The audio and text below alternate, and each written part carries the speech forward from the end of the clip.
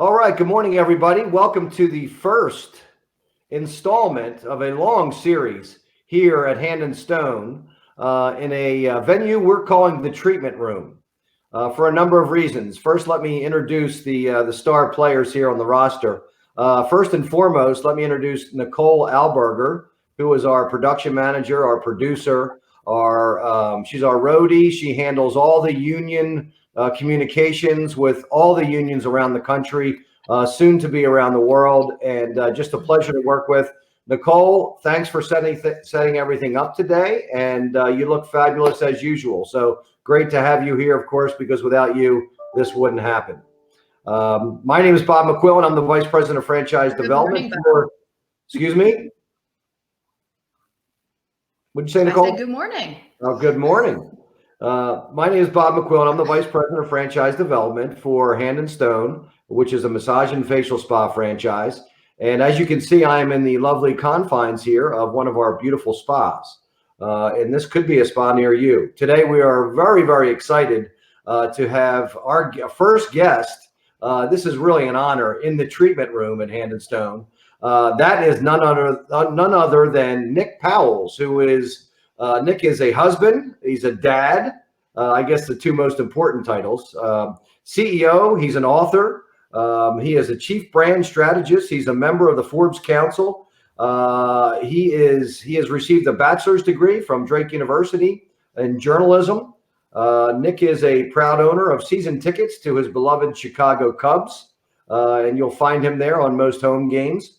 And I know he's a CEO and president of a number of organizations, I believe Estate Envy, 1851 Magazine. I don't know how long that list is, Nick. I'm sure I've forgotten a few things. But Nick Powills from 1851 and No Limit Agency, welcome to the show as our first guest. I am honored to be the first guest of this program. I have never listened to my bio. I'm usually the one on the other side, and now I am completely embarrassed by everything you just said. Well, you shouldn't be. I'm proud to call you a friend and have learned a lot from the chair that you sit in, and have really appreciated our friendship. And more importantly, you know, you're a great first guest on this show because you touch so many organizations out there, Nick. So we appreciate that. You mentioned a couple things. You mentioned that obviously the COVID which is on everybody's mind right now. CV-19 is taking this country by storm, so to speak. And you know, you deal with over 100, probably at least 100 different companies, correct, in the franchise industry? Yeah, so that's correct. So dealing with that many companies, I mean, obviously you've seen some of those companies probably handle things really well. Some of them maybe are challenged in going through this pandemic. What's the common theme that you've seen of the companies that are really doing well? Maybe the ones that are struggling can learn from this. What's the common theme or common thread throughout the companies that are kind of blocking and tackling in a similar way, so to speak? Yeah, I mean, I would say it's the speed of movement. And you can look at the history of any franchise brand. They're usually pretty slow to adapt to change. And the reality is the ones that got out of the gate fast and did several things are the ones that seem to be positioning themselves well. One, we need to make sure that we're strong from a capital standpoint. It's going to take cash to get to the other side of this. Brenda from Lightbridge Academy, she was on one of our conversations, and she gave a great analogy. She's like, when you're on the airplane and the plane's going down, they don't say, take that mask and put it on everybody around you. They say you put it on yourself.